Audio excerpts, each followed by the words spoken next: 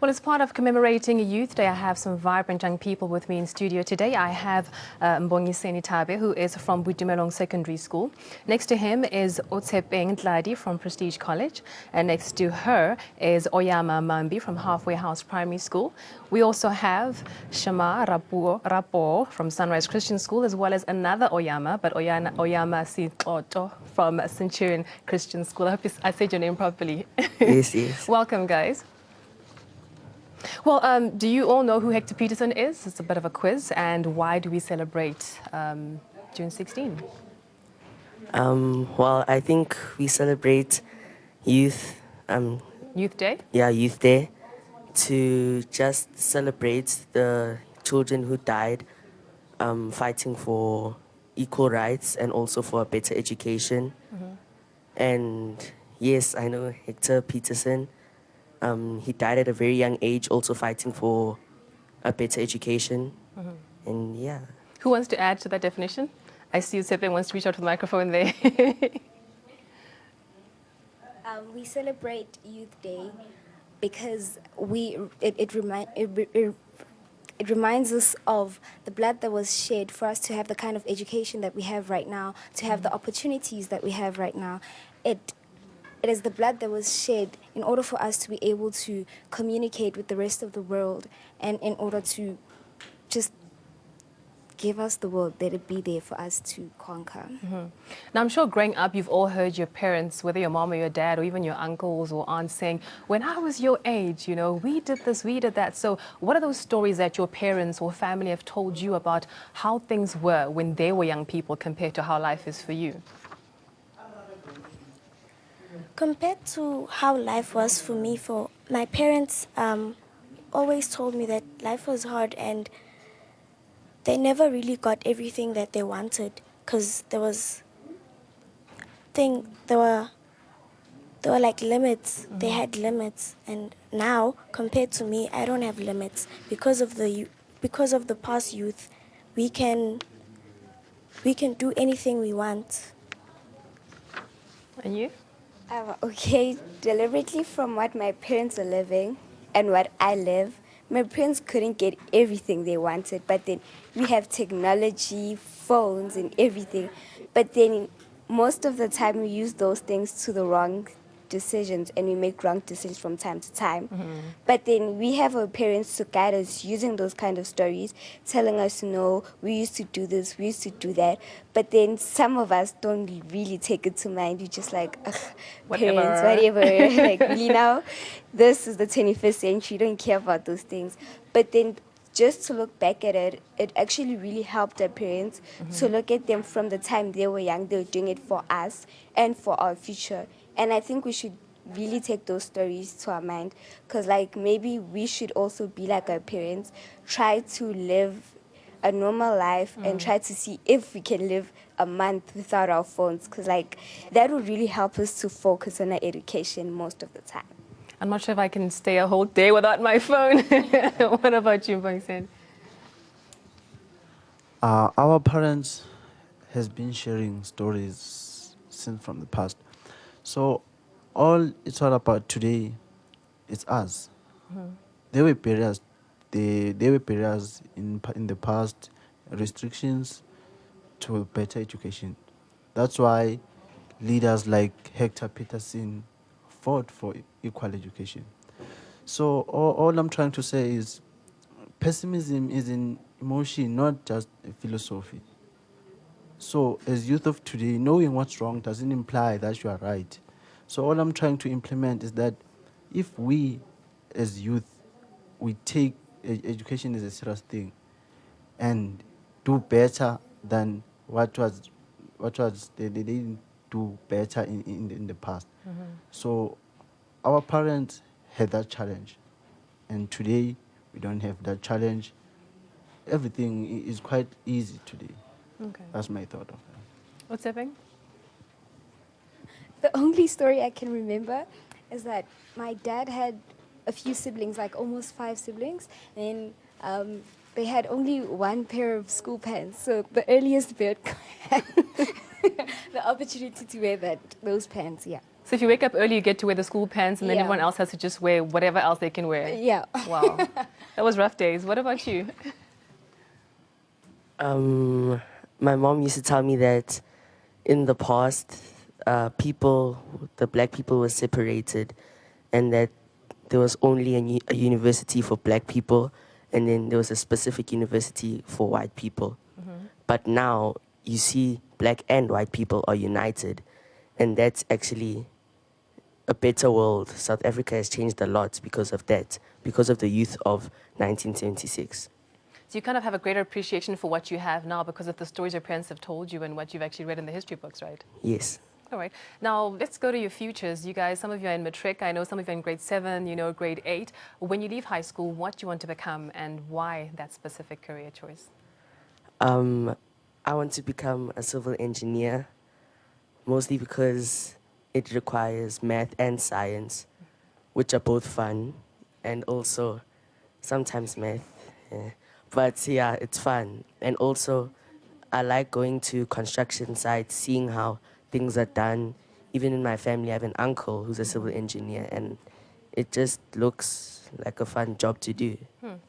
Maths being fun, that's my kind of guy. You've also got to learn a bit of drawing. You know that technical drawing is also Yeah. involved in civil engineering. All right. And yourself, what do you want to be? Okay, I'd love to be a doctor. I don't know what kind of surgeon, but I like to do surgery.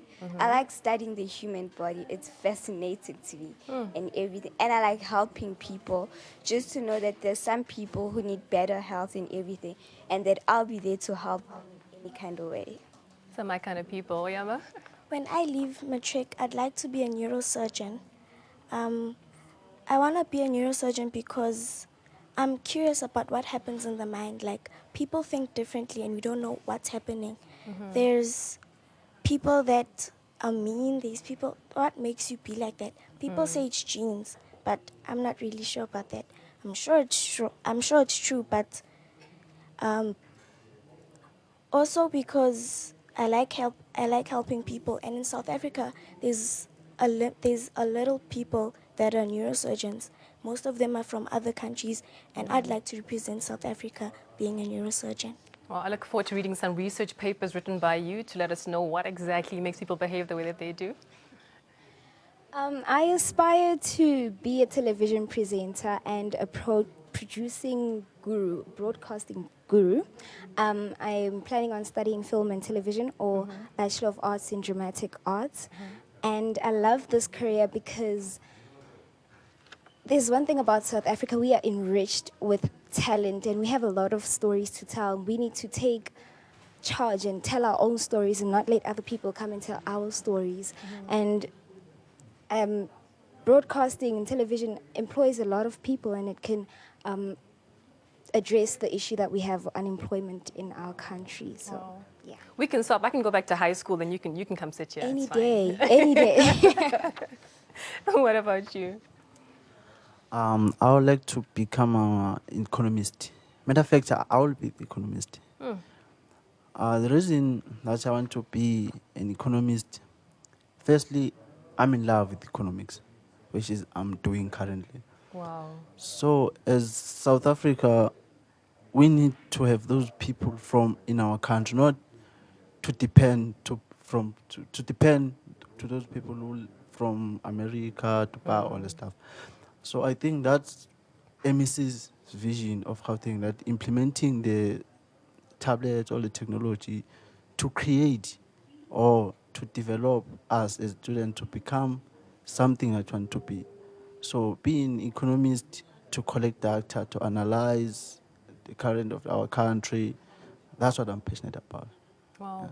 I like that. I'm in love with economics. Maths is fun, guys. I think I want to go back to high school. This is the time to be in high school. And what would your final words to be to young people out there that are watching you today?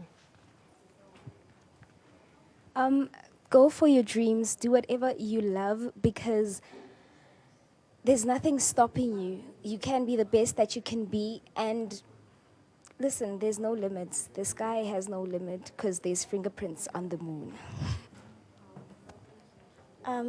Everyone should be what they want to be. They can do anything they want. No one can stop you. If you stop, just leave them. carry on with your life. Do not go with peer pressure and all of that. But yeah. Okay. Okay, my message to you guys is that we should live our life to the fullest. Our parents are doing what's best for us. And if we have dreams, we should follow those dreams.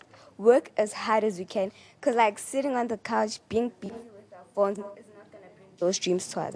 We need to work as hard as we can, not only to make our parents proud of us, but to do what's best for us and the future. Because, like, success is busy with those people looking for it, those people just sitting down and not doing nothing.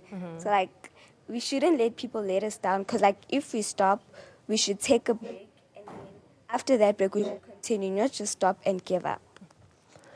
My final words is there will be a lot of haters out there telling you that you can't be what you want to be. But our parents tell us that we should go for what we want. Whatever our heads and hearts tell us to do, whatever we want to do and are passionate about, we should just go for it. And that people might judge you, tell you just because of your color that you're not cut out to do what you want to do. But actually, you have more than the potential to do what you want to do.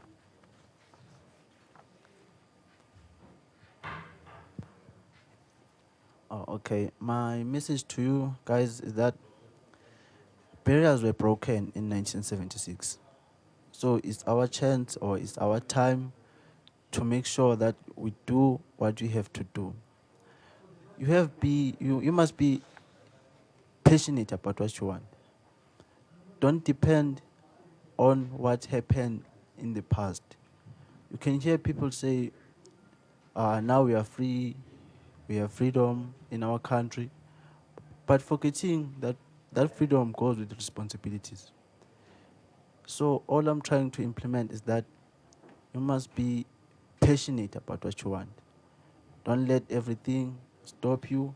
Remember, education is a weapon that prepare for a future. So the great future belongs to those who prepare for it today. Thank you. Well, thank you so much, guys, for spending some time with me. It's actually been inspiring to be in your presence.